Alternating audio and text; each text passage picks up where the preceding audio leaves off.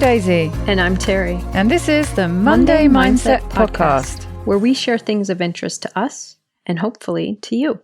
So let's get started with episode number 181. And this week, it's Daisy's turn to share something. Daisy, what do you have? Well, Terry, I have something very exciting to share that has got nothing to do with our usual things. Well, I say that nothing to do with our usual things. How many times do I mention my dogs per episode? Usually. Certainly very often. But yes, you know very well already, and some other people who are listening will know. But I welcomed in a new member to the household. She is called Lila. She arrived at 3:30 a.m. yesterday. They had to arrive where you were on the route. She came in on transport all the way up. Very handy gadget. It was on WhatsApp. I could follow the van in real time, moving. Amazing how addictive that is. It's like kids watching Santa's route and seeing how close, what state he's in or what countries he's in. Yeah. You knew exactly where this dog was. Yeah. And you know what? Some of these tracking things, there's a time lag, but this one, absolutely in real time. So I could watch on the phone and walked outside literally as he turned in at the end of the road, you know. So I could watch where he was going at all times. He didn't switch it on until he was at the border between Spain and France. So he'd already gone a long way because, as far as I know, they started off in southern Spain. So they had to go all the way up through Spain and then all the way up through France and doing drop-offs on the way. So I watched him go. He went up the west coast and then he went right up into the tip up in Brest, which I always think is aptly named, the real northwestern tip up in Brittany. Went right up into there to deliver a load of dogs to a rescue. Came back across, dropped one off north of Paris, and then crossed the channel. And I was the first one. And it happened to be at 3:30 in the morning. So that's when she arrived. Lila, her name is, and she's like a mini rocket. And she really is small. She's smaller. I knew she was a lot smaller, but she really is tiny. She's about half the size of Rocket. I was telling you before we started, I'm used to them being really nervous, lots of anxiety. I've mentioned this before, the troubles I've had with Rocket. She's the opposite. So I did have a chat with Janine, the behaviourist who works with the charity, just to try and make sure I'm on the right track, because it's a whole new set of challenges that I'm not as familiar with. I'm quite used to dealing with these, nervous, highly strung, anxious street dogs. I'm not so used to the ones who come in really confident and so it's a whole different set of challenges, and it's more managing. Well, I suppose it's always with dogs. It's mostly about managing the human behaviour, isn't it? But so there are things that I'm really having to watch my own behaviour around. So I'm hoping she stays asleep. She's currently asleep. That's the other thing. She's basically still a puppy. She's only 11 months. So yeah, we flip-flop between high energy and then zonked out. And she's currently zonked out. You will know if she wakes up because she's also very vocal. And I have seen her on camera and she is adorable. Very much looks like a mini me of Rocket. And I have seen that she is sleeping. So I will keep an eye out in the background there and I'll see when she pops her little head up. So she's very sweet. She is very, very sweet. But definitely quite a challenge too. So it's all very exciting. So consequently, I've come up with one of my short episodes. Should be quite a short episode. It's one of the newsletters that I always tend to read, and I've shared on here before. It's the dreaded drama triangle. So it's Donna Zajonc and David Emerald. And they send out a newsletter every week. And I always find something interesting in what they say. And so if you remember, there are the three roles in the DDT. and that's victim, persecutor, and rescuer. And they talk about their TED, which stands for the empowerment dynamic, where we change these more troublesome roles to something more positive. So this newsletter is entitled The Many Faces of the Persecutor. And they say that all three of the DDT roles, victim, persecutor, and rescuer, are reactive, anxiety-driven, and problem-focused. And we all inhabit these three roles from time to time. So you can, flip between them. We do this as a strategy to deal with what we have judged we don't like or don't want. And so when we're in the persecutor role, our desire is to feel safe and secure by being competitive and winning the point, by feeling powerful, accomplished, and successful, to maximize certainty and be efficient, to exert control over others or the situation to reduce chaos and anxiety, to win the point. Since the world is made up of winners and losers, it's better to win at all costs. So already I'm guessing that people are going to find that some of that familiar in themselves, in others, both probably. And so they say that these desires can show up differently depending on the situation, which they say is why the persecutor is described as having these many faces. But by becoming more familiar with these different faces, it's easier to catch yourself when you're doing them and then try and redirect your focus to more constructive ways. And the persecutor, the role in TED as opposed to the DDT, is the challenger. So they give some examples of these many faces of the persecutor. I found all of these familiar. They're things that I see in others, but they're definitely things that I've done myself. So the first one is the sergeant, and the sergeant micromanages with a my way or the highway type mentality. And so co-workers or family members fear making mistakes, and they tend to stop thinking for themselves. And they work a lot in a business environment.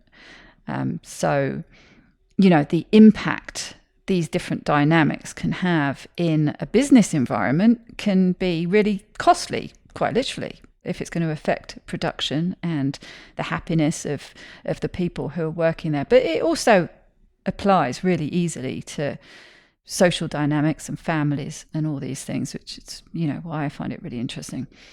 So opportunities for innovation or new ideas are limited by the fear that they will run into the sergeant's strong opinion with this right or wrong thinking.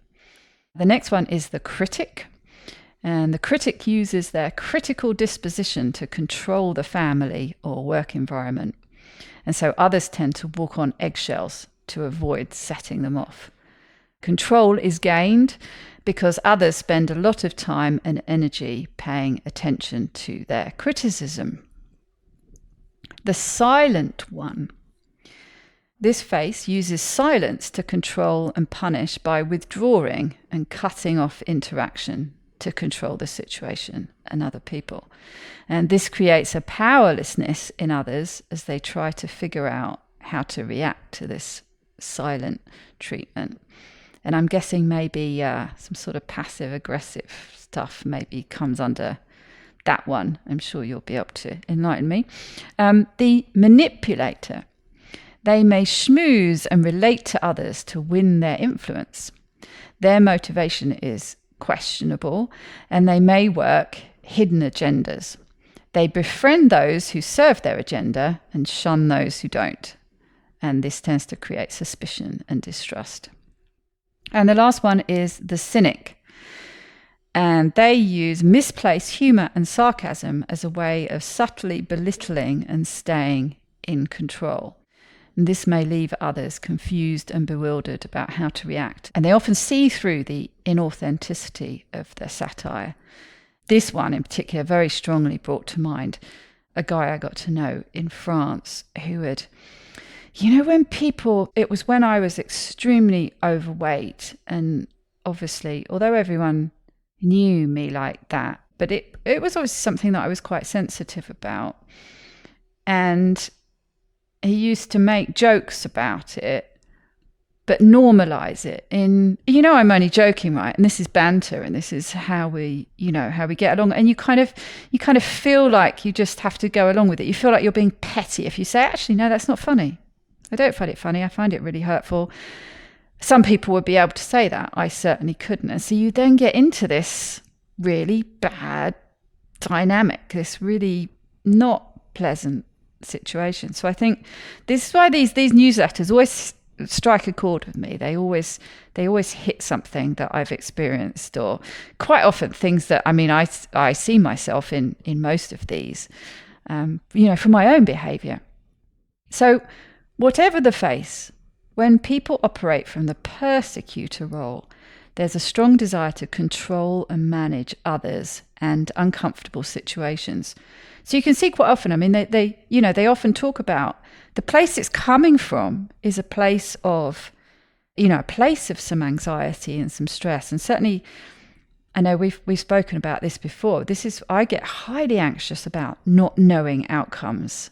And I quite often then end up overly trying to control the situation so I can more accurately predict the outcome, because I'm very anxious of something that I don't know how it's going to turn out. So it doesn't come from a place of being necessarily, a bad person or anything like that. It comes from a place but you end up behaving in these ways that have a negative impact on other people. They manage to word it in such a way where they're saying, this is not you being an awful person. This is just these different dynamics going on. And then, of course, they give you some tips about how to change that, how to catch it and change it. So the positive alternative to the persecutor is the challenger. And one way to begin to shift from persecutor to challenger is to ask yourself, what is my intention in this situation? Is it to tear others down and be one up, win my point and take control? That's a persecutor. Or is my intention to be inclusive and help support and improve the situation? Challengers have a strong desire to grow, learn, and progress rather than to focus on how to control the situation. Whatever face you may take on when you slip into the persecutor role, clarify your intentions and learn to observe and redirect your focus.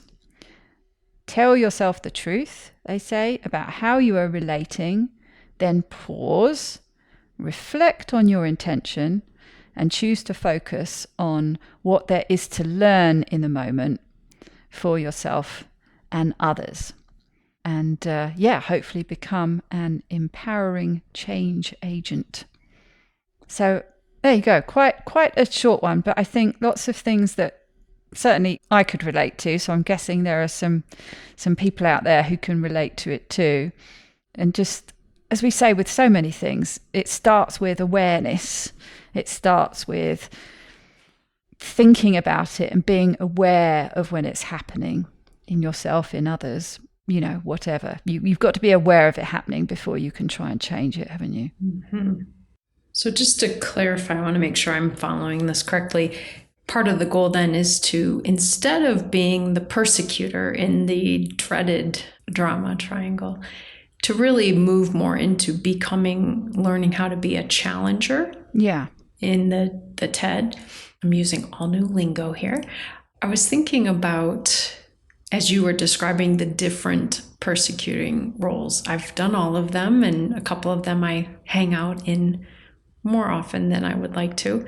And I was thinking of the challenge. If I think about moving more into the challenger role instead of the persecutor, it means I'm less in power, which is faulty power anyway, because mostly it's power by distancing or silencing someone else. So that's not really the kind of power I would want to have anyway. But I was thinking that for me, what it would entail is switching out of the blaming, finding fault, pushing my agenda, and more working toward how can I connect and collaborate while advocating for my needs. because the part that I need to not skip is the advocating for my needs, because it will become passive aggressive. It will become maybe just placating or something. But how do I collaborate and express, whatever the dynamic is, whatever the event that's happening isn't really working. And I have some thoughts about how I'd like to see it work differently, and maybe ask the other person of what do they need for this dynamic to be working better, or this situation to be working better. So for me, it just, in listening to you, it kind of wakes up that, think of the goal. The goal isn't just to be right or to feel comfortable or safe, but the goal is to advocate for your needs while advocating for everyone, kind of figuring out the collective needs rather than one person's agenda. So that's how I'm thinking about that. Does it make sense based on what you've read? Yeah, I think so. And it's really going, again, it's a theme that comes up when we're talking often, isn't it? It's some of these behavior traits lead to a sort of a closed way of thinking, a sort of all the things closing in on you, and where the position you want to be in is much more expansive. It's, getting into things like talking about getting curious. These are themes that keep coming up, aren't they? And I'm thinking of things like when you have discussions about, hot topics that are going on, and the tendency is to get too stuck in the moment, talking about your opinions about something and getting into a combat with that, getting combative about that, and often when it's political or whatever, and making judgments about the other person, and you get stuck, everything closes in.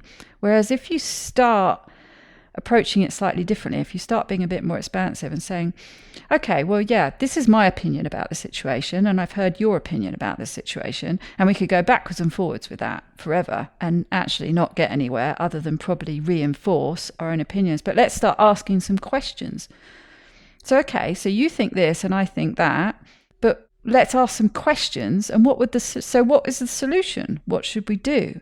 And every time you do that and you start looking forward, you start thinking expansively, and and it sort of gets you out of a block. It feels like when they talk about these different triangles, one is blocked in, you're locked in that triangle, and you bounce around, and you bounce between roles in yourself and also in the dynamic with others. You're locked in this triangle bouncing around. Whereas the empowerment dynamic, although it's still this triangular shape with how these roles interconnect, it feels much more outward looking. Mm-hmm. But I think the challenge is, pun slightly intended there, is turning one into the other. Mm-hmm. It's like I said at the beginning, it often comes from a place of anxiety, trying to control, doesn't it? So it's how do you, is breaking that. And like you were saying, a lot of that is about talking to other people and thinking about ways to collaborate. Mm-hmm. And I think for me, maybe as I was listening, I was very much self-focused as I was hearing it, trying to examine this within myself. But that recognition that when I'm feeling somehow that my needs aren't met or aren't seen or whatever, I get defensive. I might come on more bullish and push for what I want in a blaming way, or a way that just makes the other person feel like it's coming out of nowhere, versus just owning it right up front. This isn't actually working, and I'm curious if we can find a better way to do this. Here's what I'm struggling with. So me giving voice to my needs and why this relationship or task that we're doing or whatever it is isn't going well, or how I think it could go better, but also open again for the collaboration of what do you need and how can you imagine us doing this differently, so that we then can come up with a solution. Because the reality is, when I go in this persecution role, I'm not really looking for a solution except for them to do what I want them to do. Exactly. Yeah. And that's what they're saying, isn't it? So you've got to step back, pause, and finding out what that intention is. Mm-hmm. You know, I think about how often these things become like a self-fulfilling prophecy, that you get into this dynamic, you know, like the micromanaging one. I've been there where you're frustrated with somebody not doing how you want it to do and how you think is the best way to do it to get the end result. And so you're like, oh, I'll do it myself. But then it ends up being that you end up being the one who's always doing it because, you know, and you get frustrated with that. But if you stop and think about the impact the way you're behaving has on other people, that's where I think they're quite good in saying, well, this is what the sergeant does, but this is the effect the sergeant has. Mm-hmm. And so it's just this cycle where people end up not wanting to do it because it won't be right. So then you end up having to do it all the time, and then you're complaining about that. So, yeah, it's trying to be more aware, isn't it, of the result of your behavior on others. And like you were saying, if you actually have a conversation and ask people where they're coming from and build some understanding and then some tolerance and some collaboration. I know this is oversimplifying this, but you just kind of highlighted something, that it's almost always about an actual dialogue, and a dialogue where each side is trying to understand the other and the overall task or goal as well. So there's kind of the individual needs and goals and the overall mutual goal. I sometimes think that's the conversation I'm having, but really all I'm doing is ramrodding my judgment or my criticism. I'm just kind of going through some of the words that you used, versus actually engaging in that conversation that says, hey, we have something we want to solve here. I have needs. I have, invested in this dynamic. You have needs. Let's figure those out together. It's more vulnerable. Yeah. There's some, like you said, there's some safety in me just coming in like a bulldozer and saying, well, this isn't working and this is why, and, finger pointing. But I don't like the way that encourages the other person to react to me. Like you said, just trying to walk on eggshells just to keep me from going off or something. So I think this is a really important encouragement for me as we're talking about it, to really work on that challenger role. Yeah. It's always what I find when I read their newsletters and reading it, I'm like, uh-oh, I do that. And then they sort of say, and this is the effect that has. It's like, oh, okay, yeah. Be more aware of that and try and change it a little bit next time. Which is kind of funny when you think about it. It's like, I've been doing this for at least the last 45 years. And I get so frustrated every time it doesn't work. And then I can really listen to this conversation and think, well, no wonder it doesn't work. And no wonder you're frustrated, Terry. You've got to work on a different approach. Absolutely. I'm chuckling because my kerosene or paraffin or whatever you call the stuff, stove that I've got going, because I do not have radiators yet and it's getting very cold, keeps making gurgling noises in the background. So if you hear some weird gurgling noises, it's not my stomach, it's my kerosene stove. And I'm amazed that Lila is still asleep. She hasn't woken up. And on my side, I'm chuckling because every now and then there's this rattling noise, which is not me wearing bracelets or something. It is Miss Gracie just got up from a little nap and shook her harness and made a whole bunch of clinking noises. So it's so funny because I wonder how many people recognize that sound. It's a very typical, shaking of the dog and hearing the collars go or the harness go. It's a sound that I immediately recognize, but I wonder how many people, what is that strange noise? You have to be a dog person to be able to identify it straight away. And I think you start to learn and recognize, just like people's footsteps, people's breathing, anything. I can tell your dog's shake and what that sounds like. I can detect Megan's dog's shake in Yes. TFM. And yet, there we just had it here. And there's Gracie. My dogs have a different sound based on what kind of collar they wear and how loudly they shake. If Loki were in here, it's a very loud clanging noise. Gracie's is a little plastic noise. So yeah, I can pretty much now detect which dog that noise is coming from.